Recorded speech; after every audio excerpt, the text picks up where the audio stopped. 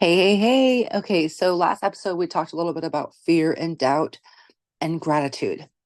And so today I want to talk a little bit more in depth about our attitude and how it directly impacts who we are and how we view the world. It impacts how the world is receptive to us, and it literally can make it or break it for us. And so many people don't even realize the attitude that we have is literally going to impact your responses. It's going to impact other people's attitudes. It's going to impact the world around you. Okay. And so this is such a fun topic because I have been learning more about it, especially recently. And it has been something that I needed to shift and mold. So I don't know if you've ever gone through a moment in your life, maybe you're going through it right now, where everything that you hear or everything that you see just makes you bitter. It just makes you so bitter and irritates you and annoys you. And you're probably just like really easily jaded, right? Okay. So I actually went through this. So a little back history. I guess we'll talk a little bit more about my story too, or out of it, while we're at it, because it does have a lot to do with attitude. So, um, being 45 years old, when I was from 3 to 7 years old, I was molested by three separate different family members or friends. Okay.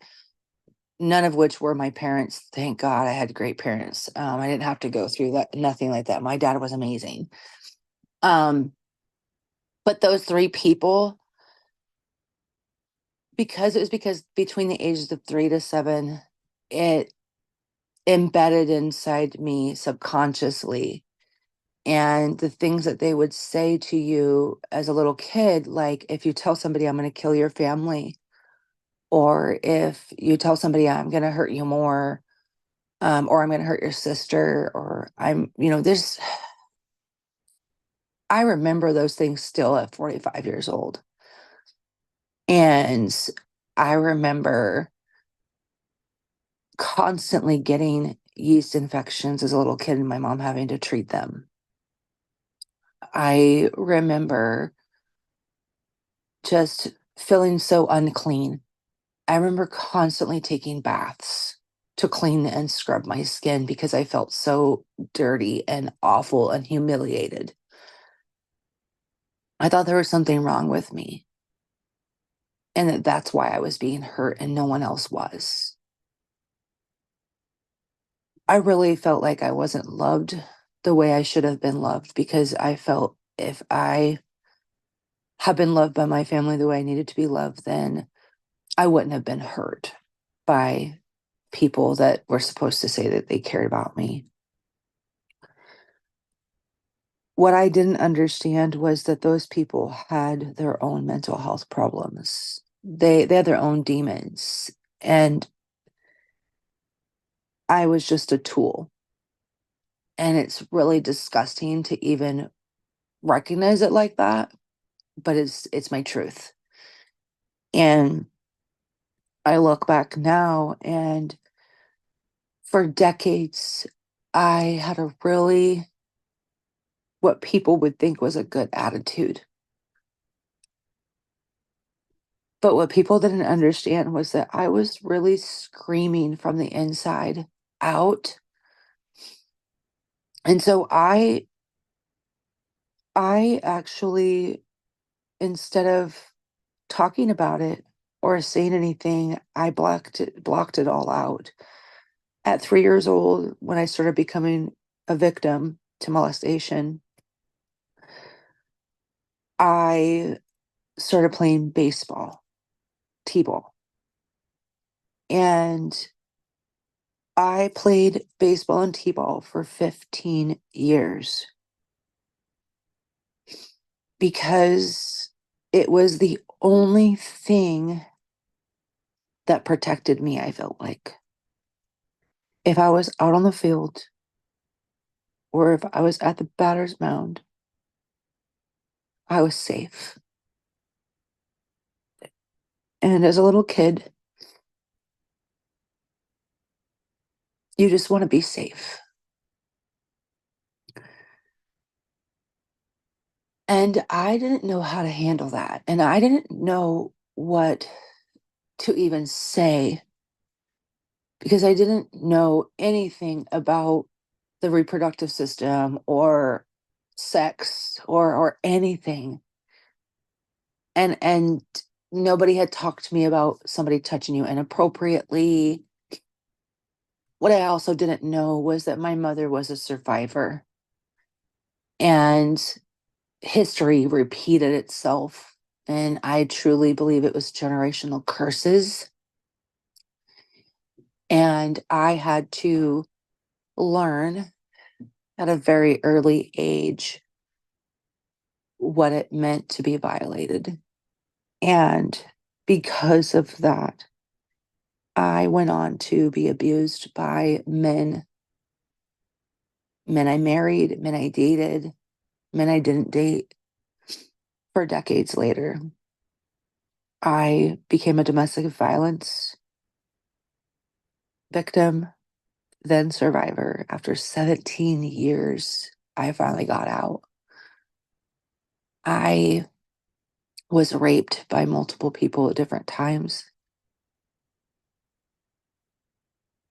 I didn't ask for these things to happen to me. And I think that's what people don't understand is I've heard people say, well, you shouldn't have said this, or you shouldn't have walked like this, or you shouldn't have worn this outfit. All I did was want to live and be happy. All I was looking for was somebody to love me in the way that I wanted to be loved. And sometimes I was saying, no, I'm not interested in you to still be hurt. And so through those experiences for a really, really long time, I didn't talk about it. I ignored it. I tried to drink it away with alcohol. I tried to take substances to numb it. And it numbed it for a while. But I had kids and they needed me. And so I just snapped out of it. I had to get my shit together and figure out what was making me want to drink, what was making me want to abuse substances. And I had to get back to what? The root of the problem. My attitude had become so bitter because of those people who had hurt me that I didn't realize that it was directly impacting and hindering my lifestyle, my livelihood, my health, my relationships. Every area of my life was suffering because I was so bitter about what had happened to me. And I understand it's okay to be angry. It's okay to be upset. It's okay to want justice. It's okay to want answers. It's okay to want an apology. What I also understand is you're not always going to get those things. So you have to make a decision and you have to choose that you want something different for yourself and your children, that you want something different for your future. I struggled for years with this. And I was so bitter. And I don't know if you've ever said this, but I was that woman who said, I am who I am. And if you don't like it, F you. I am a B. And if people don't like it, too bad. I am who I am. I'm not going to change. Guess what? Those are like famous last words, I feel like, because God always has a way of saying, oh, yeah. um, he always has a way of showing up when you don't even realize it. And there were several nights I tried to just end it with alcohol. I just wanted to end my life. I didn't want to be here anymore. I didn't want to hurt anymore. I didn't want to suffer anymore. And I didn't feel like I could fix it. I didn't think it was repairable. I woke up the next morning with a really bad hangover and was still alive. And that was the moment in my life when I had to realize that I had a problem. I had to realize that the problem I was facing was self-destruction and self-harm. Because see what happens, people don't understand what happens with bitterness and with being angry and being upset with other people is that the poison stays in you. You don't get, they don't get any of that poison. You get it. It's all poisoning you. And that's what I was doing, is I was poisoning my body, being angry at other people and being bitter. And how I changed that was through sheer willpower. I had to realize that I had willpower. I had self-control, even if I felt like I was out of control. And I had to own my shit and realize that I wasn't helping anyone in that state of mind. I I went through a lot during that season, and I even spent 9 days in jail. It's not something I'm proud of. Um, those 9 days sobered me up enough to see um, where I needed to change. I didn't like being there. I was scared. It was a different kind of fear. I thought I was scared of my past. I thought I was scared of my demons. I thought I was scared of the trauma I'd gone through. But this was a whole different level of fear. This was 9 days of literally keeping myself alive from other people, because you don't know what someone's going to do in jail. You don't know what people's thoughts are. And people get desperate in there. And so I spent 9 days just literally watching my back and praying to God that He would get me out of there safely and that I would change my life. And when I got out, that's what I started doing. Um, I bailed myself out. I wouldn't have taken that long of staying in there, but I had to wait till payday. Big lesson, right? Um, and I had repercussions for those things and I had to be responsible for them. And that was the beginning of me starting to change. That was the beginning of me starting to really realize that I wasn't going anywhere with the attitude that I had. And so it was shortly after that that I actually met my partner today. It was actually 2 months later. And we had known each other for 8 years, and we had seen each other off and on at a mutual friend's house, but we'd never gotten serious or dated. And we started hanging out again a couple months later after I started having a better attitude. And I started really working on myself and I started owning my shit. And it's just crazy to think back now and to look like how far we've come, right? I love this coffee. How far we've come. Um, where I've changed and grown, but it really did start with me changing and checking my attitude. Once I realized how bitter I was from everything, I seen a counselor, and I wasn't sure whether I wanted to see this counselor or not, to be honest. I was always on the fence, but my kids and I had done counseling since getting out of the DV. And so we, had them on board. And so I was going with the kids all the time, but never myself. I didn't want to talk about myself. How many of you feel like that? I'll talk about you. I don't want to talk about me. That was me. And I just remember the counselor, after I dumped everything on him, he said, Crystal, and I want you to look at that wooden sign on my desk over there. And I said, it is what it is. And he said, that's right. And I said, what do you mean? And he said, just what I mean. It is what it is. You've been through so much garbage in your life, but you've got to understand that it is what it is. You can't change your past. You can't change those things, but you can definitely rewrite your future. And it was in that moment that I just sat there like, WTF. That's all you're going to give me, WTF. But he was right. He was so right that I had the tools in my hands, and it really was about my attitude.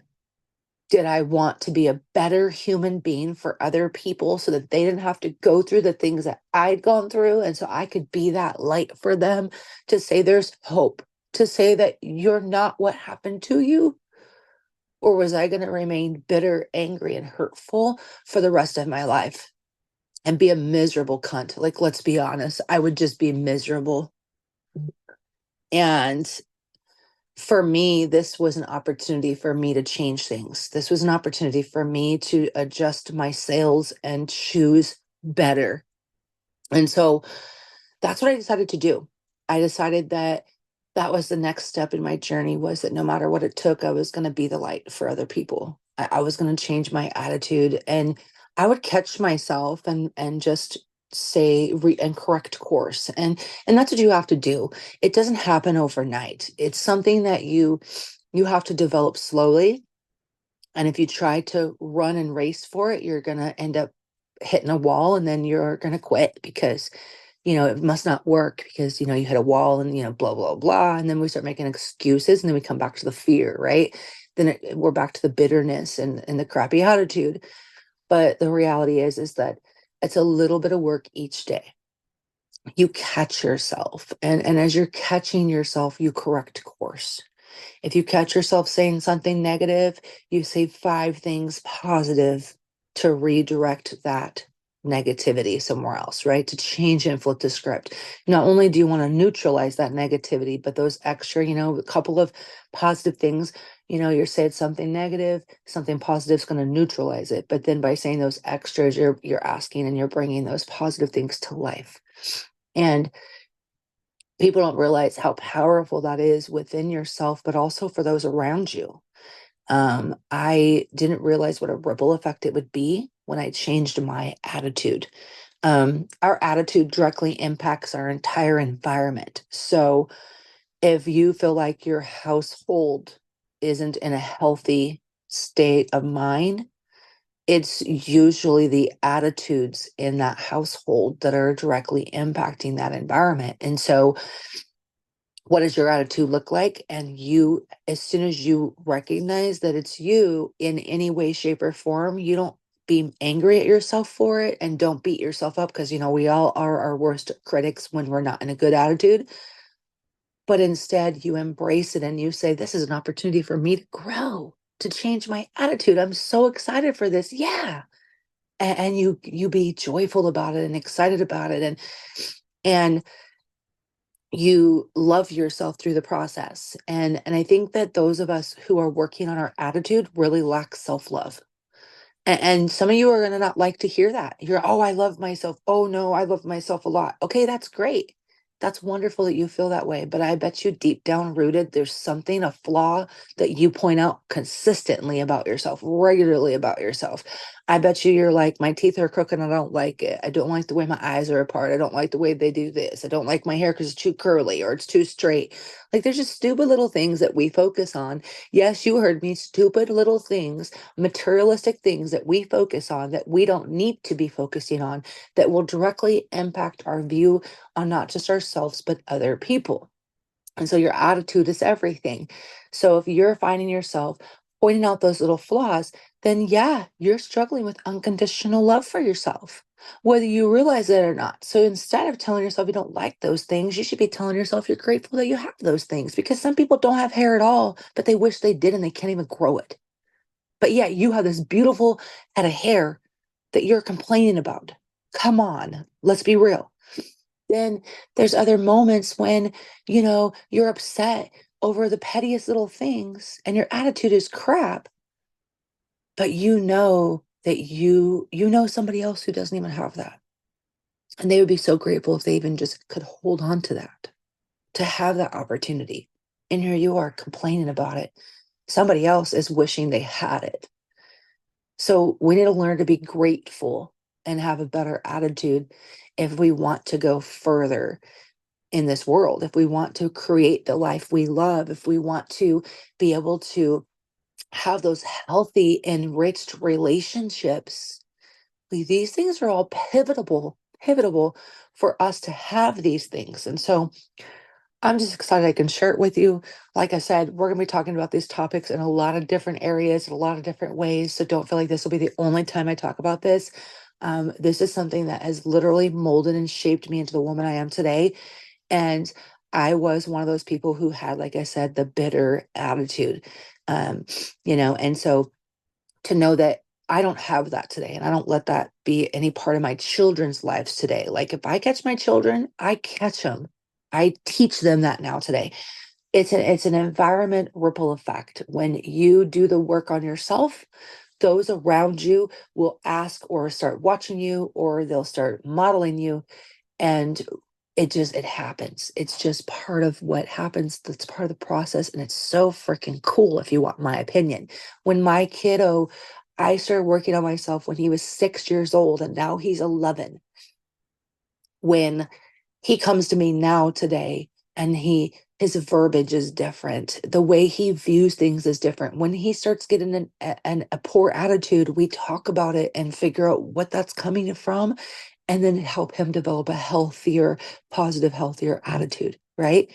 And so keep that in mind. Like maybe that's you, or maybe that's your spouse, or even one of your kids, or a coworker, or a family member.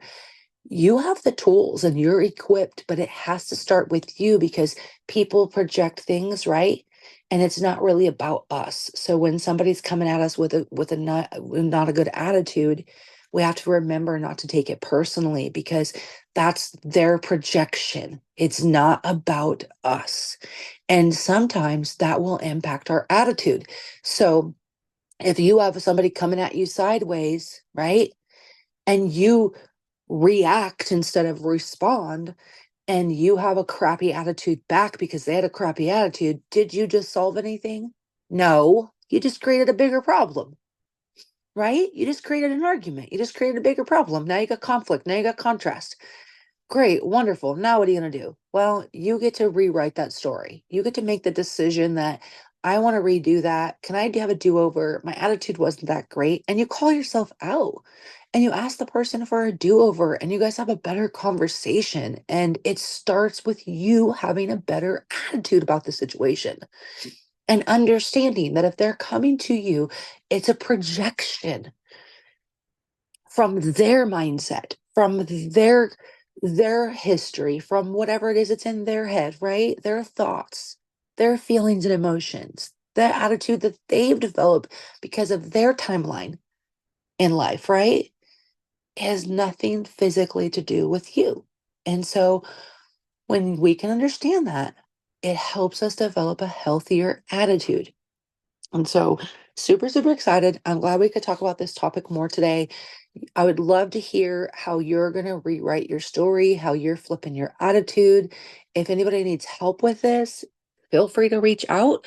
You can email me, you can drop it in the comments, like whatever it is that you need help with. I would love to be able to support you in this journey, all the way through the process and along the way. And so, my inbox is always, always open. Have an amazing, amazing day.